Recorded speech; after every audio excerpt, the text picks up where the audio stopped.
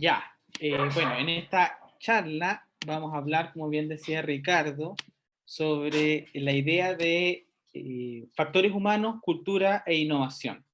La verdad es que esto es un tema súper interesante que a mí me apasiona mucho y acá vamos a hacer algo súper express en 30 minutos, entonces más bien lo que voy a hacer es una serie de provocaciones, ideas, que después obviamente si nos da el tiempo la idea es que podamos discutir, hablar, ampliar en lo que a ustedes les parezca.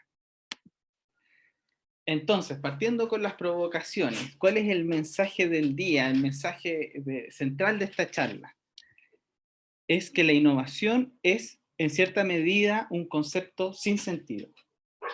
¿Y a qué me refiero con esto? O sea, ¿por qué estamos hablando de un diplomado de Ingeniería de Diseño e Innovación? Y diríamos que la innovación no tiene sentido. ¿Quiere decir eso que la innovación es algo que debiésemos superar, olvidar o algo por así en esa línea? La verdad es que no, pero vamos a ver si después a través de la charla descubrimos a qué me refiero con esto de la innovación como un concepto sin sentido. Bueno, entonces, la innovación, uno de los grandes temas del siglo XXI y especialmente desde el mediados del siglo XX. La innovación se ha convertido en uno de los discursos sociales más poderosos en nuestra sociedad actual, es decir, cuando pensamos en qué gastan los países, en qué se financian en las empresas, qué se piden en las mallas de la educación de las distintas carreras, la innovación aparece como una de las demandas principales. O sea, la innovación es un concepto que mueve mucho dinero, que mueve muchos intereses, que mueve mucho en el fondo la forma en que organizamos el mundo. Y al mismo tiempo, y en esa misma línea también se ha convertido en algo como un imperativo, es decir, una obligación para las personas y los profesionales, las organizaciones. Escuchamos constantemente esta idea de que las personas tienen que ser innovadoras, las organizaciones tienen que ser innovadoras o si no, no van a sobrevivir. O sea, la innovación se ha convertido casi como en un criterio de sobrevivencia para las organizaciones y para los profesionales. Pero a pesar de esta popularidad y de, en algún sentido de esta visión más obligada de la innovación, en muchos sentidos se ha convertido también en un cliché y los críticos de la innovación cada vez van aumentando. Entonces vamos a explorar un poco qué está pasando con esto de la innovación. Entonces, pensando siquiera, antes de abordar las implicaciones sociales, culturales, qué es la innovación. La verdad es que la gente, o podemos creer que tenemos una visión muy clara, pero realmente la definición o el concepto de innovación va a depender mucho de a quién le preguntes. Quizás si uno le pregunta a ciertos organismos del Estado, van a asociar, como se asoció durante todo el siglo XX, mediados del siglo XX, a ciencia aplicada. Innovar es pescar algún desarrollo científico y transformarlo en algún producto concreto. También se puede estar asociado para muchas personas a la idea de emprendimiento, o sea, la idea también volviendo a transformar ideas en cosas que pasan en el mundo, se asocia a ideales de creatividad. Pero ¿por qué? ¿Cuál es la diferencia entre creatividad e innovación? ¿O toda innovación tiene que involucrar novedad? ¿Es la novedad, lo nuevo, la generación de lo nuevo, un criterio de la innovación? ¿O innovación también puede ser reciclar lo viejo? Y reciclar lo viejo es convertirlo en nuevo. También podemos pensar en si innovación necesariamente implica mejoras o si innovación necesariamente implica algo que es en la frontera, lo que está creando el futuro. Innovación implica tecnología o no, implica resolver problemas o puede abrirse solo a la exploración. Todas estas ideas quedan rondando en el aire cuando hablamos sobre innovación y va a depender mucho cómo uno articula su respuesta dependiendo de dónde está mirando el problema. Y eso nos lleva a la temática más fundamental que es sobre el sentido de la innovación. Y cuando yo digo el sentido de la innovación, es una doble pregunta. Por un lado, ¿qué es la innovación? Y por otro lado, ¿para qué sirve? Esas son las dos preguntas, digamos, que conforman o que responderían a la idea del sentido de la innovación. ¿Qué es y para qué sirve? Acá les quiero mostrar una serie de imágenes que pintaron una serie de postales que pintaron artistas en París hacia fines del siglo XIX, es decir, como, perdón, sí, fines del siglo XIX, o sea, hacia finales del 1800, tratando de imaginar cómo iba a ser la sociedad en el año 2000. Esa era la consigna. Entonces son puras postales que de artistas sobre el año 2000, y vemos como qué tipo de cosas se imaginaban. Acá vemos una escena, una especie de robot de limpieza que tiene la escoba, que tiene otros utensilios. Vemos cómo se imaginaba la gente la educación en el año 2000. Acá quizás podemos poner unos libros en una especie de máquina que los transforma en alguna energía electromagnética que nos llega directamente al cerebro a través de estos audífonos. Vemos cómo es el envío de cosas que están acá, los drones, o sea, una cierta anticipación de los drones, ¿cierto? Aunque estos son tripulados, pero digamos, uno lo ve y dice, oye, casi que se parece a un dron. El tema de la mensajería, vemos la construcción en el año 2000, digamos, el constructor, arquitecto, está simplemente apretando botones en una cabina y esto está haciendo que la construcción se resuelva sola. ¿Qué cosas son llamativas de estas imágenes? ¿Qué cosas resaltan a la vista? Es llamativo, por ejemplo, que uno dijera, o sea, es que acá parece como un poco de la anticipación, quizás de lo que iba a ser la dinámica de envío con drones, o una anticipación de la idea de audífonos, o educación personalizada. ¿Qué cosas son llamativas de estas imágenes? Bueno, en verdad estas imágenes darían harto que conversar, pero a mí me llama particularmente la atención las dinámicas de lo que es fácil de anticipar y lo que es difícil de anticipar. De algún modo, para estos artistas, era anticipable la idea de que la limpieza se iba a resolver de manera automática. Pero era más difícil imaginar otros roles de género asociados a las dinámicas de limpieza, o asociados otros roles de clase asociados a el servicio del aseo. Podría ser más fácil imaginar la idea de que el conocimiento se transforma en información, como en bits de información, pero es más difícil imaginar un poco más de diversidad de género, racial o cultural en la sala de clase, o difícil imaginar los cambios en cómo el profesor se posiciona en el aula. En el fondo, de alguna manera, estas imágenes nos abren una hipótesis muy interesante, que es que los cambios culturales son a veces más difíciles de anticipar que los cambios tecnológicos. Y por otro lado, esa es una forma de ver la hipótesis. Y la otra forma de ver la hipótesis es también que cuando imaginamos los cambios culturales, o sea, los cambios tecnológicos, estamos informándolos a través de nuestros propios valores culturales. Es decir, nos imaginamos que esto se resuelve técnicamente, pero a través de los mismos valores culturales que nos guían hoy en día. Y es precisamente porque la innovación, de algún modo u otro, siempre está siendo informada por nuestras propias visiones de lo que es la buena vida. Nuestras propias visiones culturales, compartidas, individuales, de lo que debiese ser el mundo, de lo que es bueno para el mundo, lo que es bueno para la vida. Entonces ya empezamos a ver un poco cómo cultura y técnica empiezan a moverse de manera conjunta. Y eso ya, abriendo esa puerta, empezamos a cuestionarnos también. ¿Qué pasa con estos discursos de la innovación que muchas veces no se hacen cargo o no se preguntan tanto por la dimensión cultural de lo que implica en la práctica la innovación? Por ejemplo, nos podemos cuestionar la idea de si innovación es sinónimo de progreso. Nos podemos cuestionar esa pregunta a través también de los casos emblemáticos en donde la tecnología falla. O sea, obviamente ahí a todos se nos viene a la mente quizá el desarrollo de el armamento nuclear, que fue desplegado sobre ciudades civiles, causando muertes terribles, que también en algún modo es innovación. O sea, no es innovación solo cuando sale bien.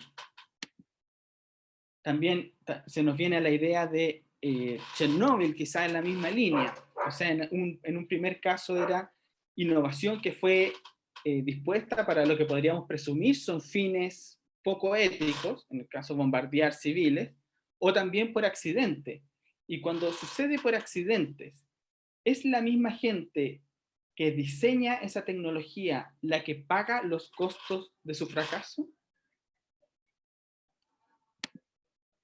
También, por ejemplo, un caso más reciente, lo que pasó con Cambridge Analytica.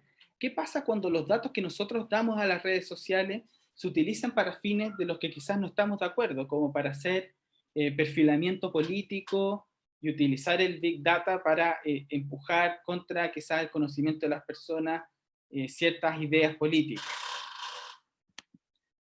También, no solo cuando hablamos de los fracasos, sino que cuando hablamos de las prioridades de la innovación. Este es un libro muy interesante que se escribió en los 70, que se llamaba precisamente La Luna y los guetos, y la tesis central de este libro era cómo puede ser que en un periodo donde estamos pensando en la exploración intergaláctica, llegar a la Luna, aún no podemos resolver un problema que tenemos acá en el patio, que es la segregación en las ciudades. ¿Cómo puede ser como que haya tanta disparidad entre lo que estamos imaginando en este dominio y los problemas que tenemos acá justo al lado? Entonces esto también, a propósito de este libro, fue alimentado a propósito de una serie de movimientos sociales de la época que reflejaban esta dicotomía. O sea, acá tenemos un ejemplo, un cartel de la época que dice: con $12 al día podemos alimentar a un astronauta. O sea, $12 al día se gastan en alimentar a un astronauta, y ese dinero podríamos alimentar a niños hambrientos solo por $8. O sea, en el fondo nos pregunta un poco de quién pone las prioridades al momento de pensar la innovación, independiente si creemos que la carrera espacial era buena o no era buena. O sea, tiene que ver con la pregunta más general de quién pone las prioridades. Si vemos también actualmente en qué se dedica más tiempo, más recursos intelectuales, más recursos académicos en el campo de las enfermedades solamente, observamos que no hay una relación directa entre la cantidad de personas que está afectada por una enfermedad versus lo que se investiga en ese tema. Ahora acá podríamos lanzar al menos dos hipótesis. Podríamos decir que la diabetes en el fondo afecta a menos personas precisamente porque se investiga más, o podríamos quizás hipotetizar que la elefantiasis, como afecta a una población especialmente ubicada en África Central y África del Norte, quizás no llama tanto la atención. O sea, no sé, pero sí nos abre la pregunta respecto a, de nuevo, las prioridades en el desarrollo tecnológico, las prioridades en la innovación. ¿Quién los pone?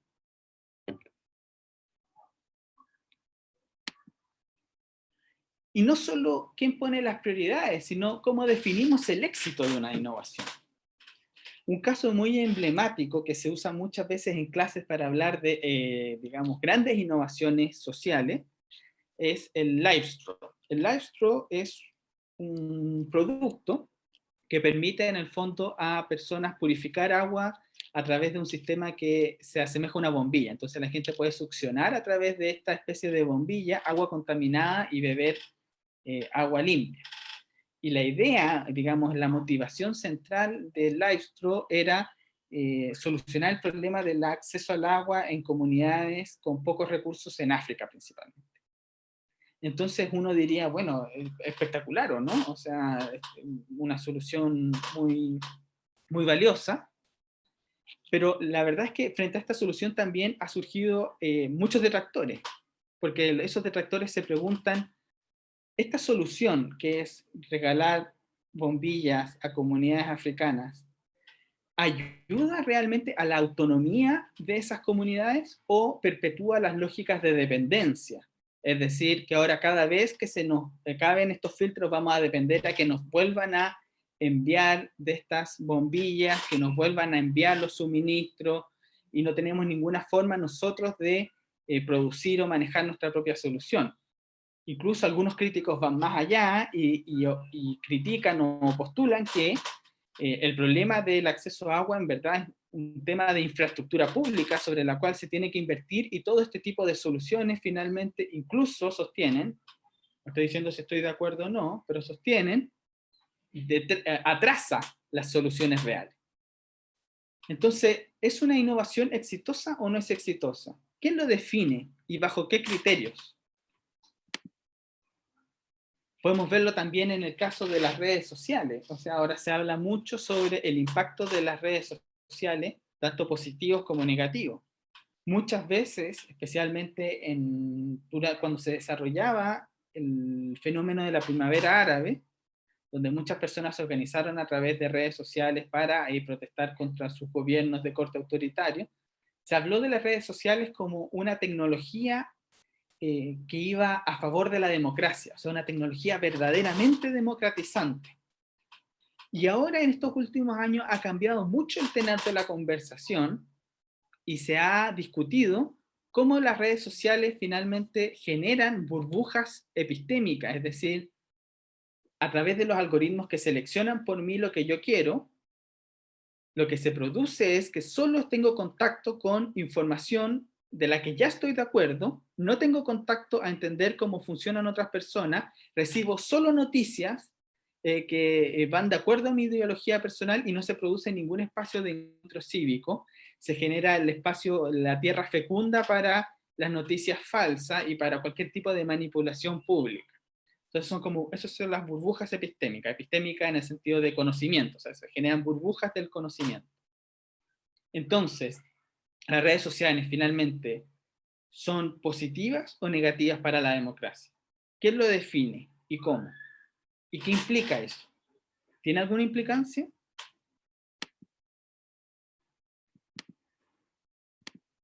También en el área que es un área de una tecnología muy emergente, pero la tecnología genética también está llamando mucho la atención. La idea, por ejemplo, de diseñar nuestros propios bebés, seleccionar las características genéticas que queremos que tengan nuestros hijos. Eh, Eso es bueno, es malo, quién lo define, qué espacios democráticos tenemos para conversar sobre lo que pensamos de esta tecnología.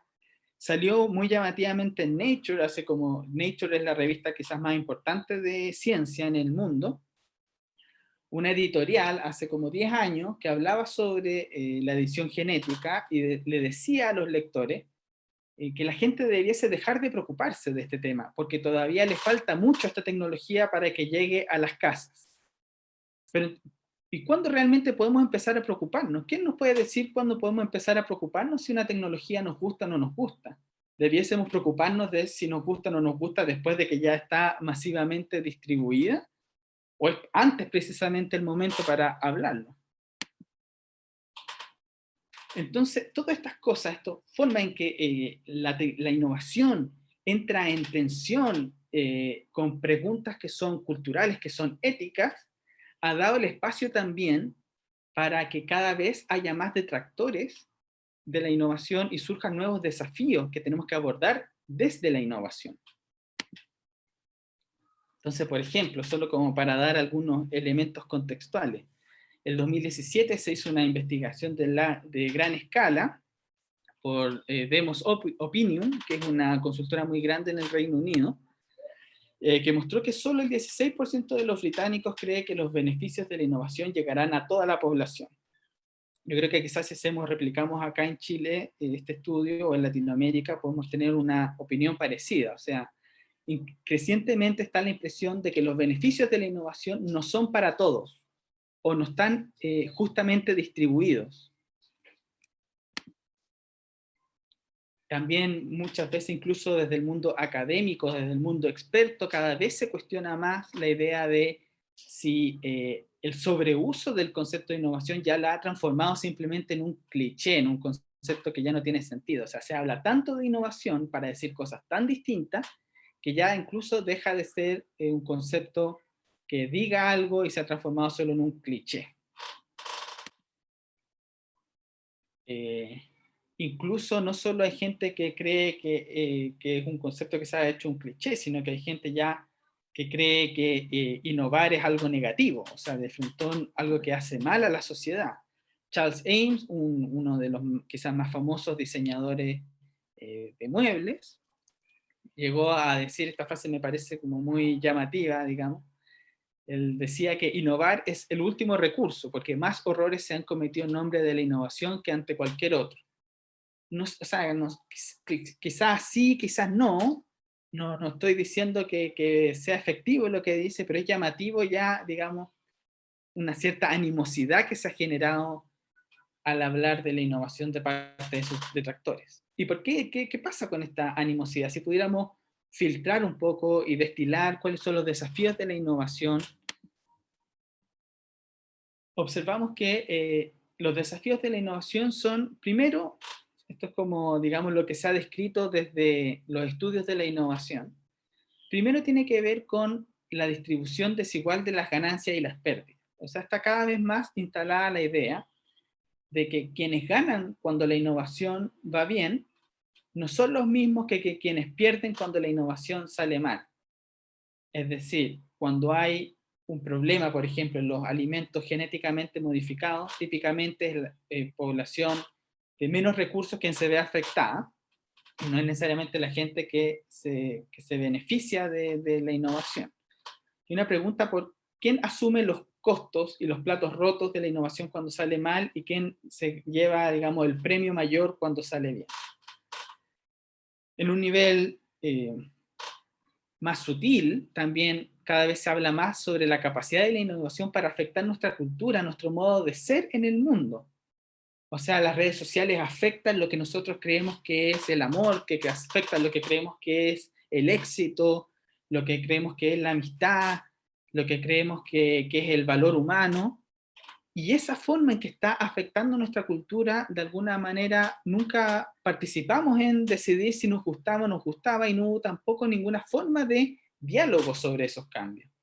Simplemente sucedieron y pasaron, digamos, por otras personas. Entonces está la pregunta sobre cuánto capacidad dicen tener las sociedades, las comunidades para hablar, dialogar sobre el impacto cultural de la tecnología. Por cierto, también están los efectos que tiene ha tenido el desarrollo tecnológico sobre el medio ambiente, no solo sobre el medio ambiente, sino que riesgos respecto a la privacidad de los datos, riesgos respecto a la seguridad humana, especialmente cuando estamos hablando de biotecnología. Son preguntas que también han surgido, que han avivado las llamas en cuanto al cuestionamiento de la innovación. Bueno, en los 90 también se escribió mucho sobre esto. A mí me gusta mucho la idea del dilema de Collingridge. Uno de los desafíos de la innovación, según Collingridge, es que cuando una tecnología está recién comenzando, es muy difícil anticipar los impactos que va a tener en la sociedad. Pero cuando una tecnología ya está impactando la sociedad, entonces es muy difícil de controlarla. Por ejemplo, quizás no sabíamos lo que Facebook iba a hacer en nuestra visión de lo que es democracia, la política, las relaciones humanas, pero ahora que ya tenemos Facebook, o sea que nosotros nos organizamos y digamos como se trató hace unos 5 años de cancelar Facebook, es muy improbable. O sea, digamos como que se vuelven entidades muy difíciles de manejar. Y también se generan fenómenos de presbicia tecnológica. Presbicia tecnológica apunta a que las nuevas tecnologías tendemos a sobreestimar el impacto que va a tener en el corto plazo y a subestimar las ramificaciones e implicancias que tienen en el largo plazo. Es decir, ahora empezamos todos a hablar sobre, no sé, por ejemplo, inteligencia artificial, y creemos que la inteligencia artificial va a solucionar todos nuestros problemas, y empezamos a hablar de inteligencia artificial para la salud mental, para solucionar los problemas de transporte, para solucionar los temas de seguridad. O sea, creemos que va a solucionar todo el mundo, y luego después comienza un periodo de desencantamiento, donde ya no creemos que va a solucionar todo, pero ya cuando se empieza a infiltrar en la sociedad tiene ramificaciones que no habíamos considerado inicialmente. Bueno, a propósito de esta idea de presbicia tecnológica también está lo que se llama los ciclos de hype o de revuelo tecnológico. Las tecnologías emergentes tienden a pasar por estos ciclos en donde primero la gente sobreestima demasiado la implicancia que va a tener para la sociedad y después pasan como por un periodo de desilusión. Entonces, por ejemplo, bueno, esta empresa Gartner, que es la que creó, acuñó el concepto y además saca todos los años como ella ve que están los ciclos de revuelo tecnológico. Acá yo pesqué la del 2015 porque siento que hablaba de tecnologías que quizás tenemos más a la mano en Chile, o sea que podemos ver ya cómo se está viendo. Vemos, por ejemplo, si nos fijamos, está en la cúspide de las expectativas infladas, la idea de vehículos autónomos, y esto en 2015 fue justo antes que en algunos manejos de prueba de autos autónomos hubieran accidentes que terminaron en que varios de los proyectos se retrasaran varios años y que se mantuvieron en el olvido algunos años, y ahora recién vehículos autónomos está siendo retomado en la conversación, muy recientemente. Y quizás acá, por ejemplo, estaba la idea de realidad aumentada recién ahí superando, llegando al punto mínimo de desilusión. Pueden revisar a todo esto los ciclos que propone la empresa Gartner, siempre material muy interesante de leer. Bueno, entonces, ¿cómo podemos hablar sobre la innovación de una manera distinta, de una manera que quizás se haga cargo de estos nuevos desafíos de la innovación y nos haga una respuesta a estos detractores? Sheila Yassano, de la Universidad de Harvard, nos propone que para hablar de otra manera de la innovación necesitamos superar estas tres falacias que están instaladas en los discursos actuales de la innovación.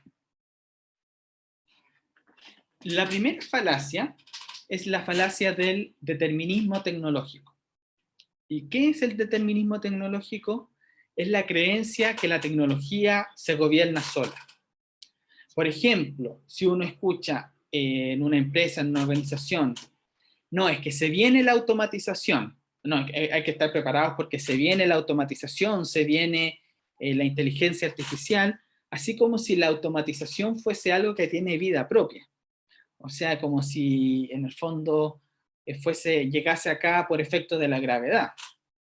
En circunstancias que, si es que en un país, en una comunidad, se instala la automatización, es porque gente decidió dedicarse a eso, los estados decidieron financiar esos proyectos, los académicos tuvieron incentivos para investigar esos temas, las organizaciones tuvieron incentivos para adoptarlos, etc. O sea, esto no pasa por magia propia. De hecho, ejemplos concretos de que no pasa por magia propia, uno puede ver lo que pasó en la energía nuclear. Tú tienes Alemania, que decidió que no va a invertir nada en energía nuclear, que no produce energía nuclear y que la gente cada vez que se habla de energía nuclear sale a protestar. Y al lado tienes Francia, que su matriz energética depende mucho de la energía nuclear. O sea, no es que la energía nuclear se venga, es que la gente, los estados, las personas decidieron que venga o que no venga. Obviamente considerando que cada actor tiene distintos niveles de poder sobre ese tipo de decisiones. La segunda falacia es la falacia de la tecnocracia. ¿Qué es la tecnocracia? Es la creencia de decir, ok, no es que la tecnología se manda sola, pero quienes debiesen mandarla son los expertos, porque son ellos los que entienden la tecnología. El problema con este razonamiento, dice Yassano, es que si aceptamos que la innovación siempre tiene que ver o siempre está informada por nuestras visiones de lo que es la buena vida, lo que debiese ser la sociedad, entonces sobre esos temas todos tenemos una opinión que es legítima, independiente de que entendamos o no cómo funciona el desarrollo de cierta tecnología, todos tenemos una opinión legítima sobre lo que debiese ser, pero nadie se hace cargo de las cosas no intencionadas o negativas. Bueno, entonces estas son, digamos, una serie de ideas sobre los dilemas éticos que uno se encuentra cuando relaciona innovación y sociedad. Y que nos lleva de nuevo al mensaje de la clase, que era que la innovación es un concepto sin sentido. Pero cuando yo digo es un concepto sin sentido, lo que quiero decir es un concepto al que tenemos que crearle el sentido. Es decir, hay un cierto llamado a reinventar la idea de innovación y a reinventarla de un modo en que nos podamos hacer cargo de estos dilemas, de estas tensiones que han emergido. Entonces, ¿qué significa, o sea, esto de repensar la innovación o de innovar en la innovación? Significa también pensar que cuando hablamos de la innovación centrada en las personas o la innovación que reconoce la dimensión cultural, lo que hacemos no es simplemente hacernos cargo de un problema ético, sino que lo que hacemos es abrirnos a nuevas posibilidades. Por ejemplo, esto es un caso súper emblemático de innovación centrada en el comportamiento. El aeropuerto de Schiphol en Ámsterdam tenía el desafío de la limpieza de los baños para hombres. Entonces, lo que pasaba es que se llenaba de orina, todo el baño generaba un problema de logística muy importante para la limpieza, y se ven enfrentados a este desafío de cómo innovamos en la forma en que está pensado este baño.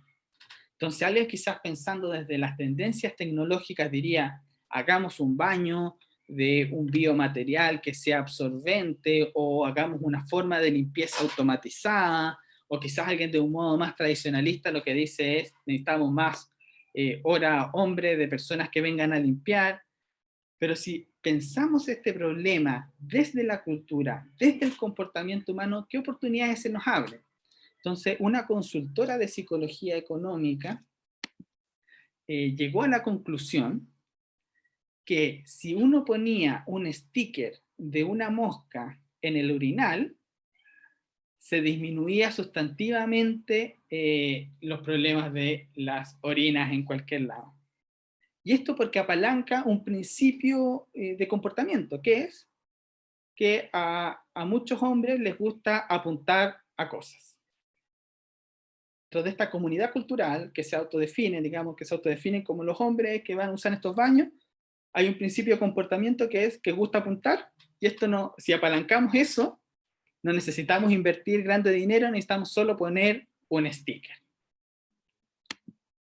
Y eso reduce hasta un 80% del derrame, según fue reportado ahí en la época. Esto, bueno, lo pueden haber visto quizás en otro aeropuerto, acá está en Buenos Aires, apalanca el mismo principio de comportamiento y hace esta especie como de diana, o uno ya puede comprar sus propias mosquitas para ponerlas en su casa, en fin. Acá otro caso en Londres, problema, gran desafío, ¿qué hacemos con la gente que deja las colillas en el suelo? Si nos empezamos a preguntar no solo desde la tecnología, sino que desde el comportamiento, ¿por qué la gente deja las colillas en el suelo? Quizás pensamos o llegamos a la conclusión de que la gente está apurada pasando por ahí, que encuentra que dejarlo en algún lugar es aburrido, que no le ve mucho el impacto. Entonces, ¿cómo podemos transformar ese conocimiento en soluciones? Y acá lo que hicieron es transformar la actividad de botar la colilla de algo aburrido en algo que es entretenido, apalancando un comportamiento que detectaron en la población, que es que les apasiona mucho el fútbol. Entonces la gente tiene en esta comunidad un gran interés de dar su opinión sobre fútbol. Entonces si ponemos una votación sobre quién es mejor jugador, Ronaldo o Messi, la gente va a estar motivada a dejar su colilla en el lugar correcto. No requiere gran tecnología, requiere entender el comportamiento humano. Acá también una campaña, por ejemplo, para sensibilizar sobre el impacto de las bolsas plásticas en la vida marina. Se diseñaron estas bolsas que en el fondo lo que simulan es que cuando uno está cargando productos en esta bolsa, estamos ahorcando de facto a esta tortuga. O sea, nos apalanca la idea que para esta comunidad el impacto de las bolsas plásticas sobre la vida marina es un impacto muy abstracto, muy indirecto. Y lo que hace esto es hacer ese impacto directo, de manera simbólica. O sea, de nuevo, es utilizar el comportamiento humano. Acá, último ejemplo, de ahí podemos hablar de más ejemplos que tengo. En Londres, una serie de vendedores descubrieron que si pintaban niños al frente de sus tiendas, la gente era menos propensa a destruir sus locales o a rayarlos o a hacerles grafitis, porque a las personas les da un poco de nervio, digamos, atacar niños, incluso si es una pintura de un niño. De nuevo, es apalancar el comportamiento humano. Entonces, ese es el mensaje del día, o sea que hay una oportunidad en darle otro sentido a la innovación. Un sentido de la innovación que reconoce la importancia de la cultura, que reconoce la importancia del comportamiento. Y entonces ya como para hacer el resumen, lo que se encuentra hoy en día es que la innovación es un discurso social en encrucijada. Se ha vuelto cada vez más masivo, difuso y cada vez más criticado. Reimaginar la innovación supone que somos capaces de examinar cómo la innovación nos abre a dilemas sociales, como la de redistribución de los beneficios y riesgos, el impacto socioambiental, la pregunta por el gobierno democrático de los cambios tecnológicos. Y no solo es un problema ético, sino que cuando reconocemos el lado cultural de la innovación, también se nos abre una oportunidad de diseñar soluciones que se ajusten a los comportamientos, que se ajusten a la cultura de una manera respetuosa y efectiva. Y en nuestro diplomado de Ingeniería de Diseño e Innovación, precisamente lo que queremos hacer es enseñarles herramientas que les permitan imaginar una visión más humana de la innovación. En el fondo, este es el proceso que vemos en el DILAB, que parte con un fuerte sesgo en la investigación antropológica aplicada. En el curso Antropodiseño les vamos a enseñar herramientas para entender el comportamiento humano y traducir ese comportamiento humano en oportunidades de innovación. Así que los dejo con esta pregunta. ¿Cómo pueden ustedes innovar en cómo incorpora la dimensión humana en sus soluciones? Muchas gracias.